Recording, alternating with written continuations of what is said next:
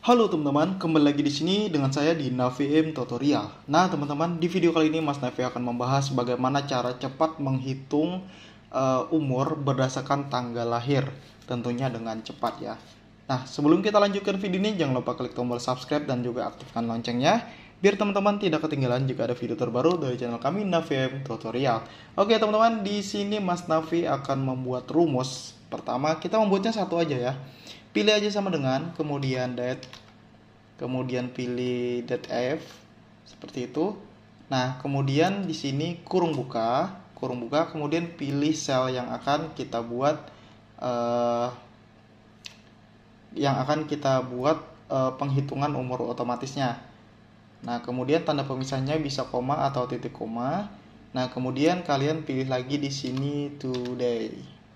Itu kemudian kurung tutup, kemudian di sini tanda pemisahnya koma atau titik koma, kemudian tanda petik 2, kemudian simbol Y atau huruf Y.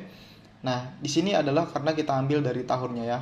Nah, selanjutnya kita kurung tutup seperti itu. Nah, jadi rumusnya seperti itu ya. Jadi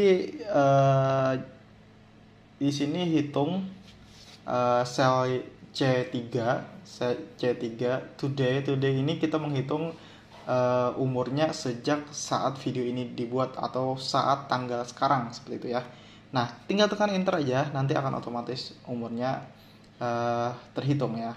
Nah, untuk cepatnya kalian tinggal copy aja rumusnya seperti ini. Arahkan kursor kalian sampai ada tanda tambah seperti itu, tinggal tarik aja ke bawah. Nah, maka akan otomatis terhitung sendiri. Nah, bagaimana sih Bang? Di sini kan kita menggunakan titik koma ya.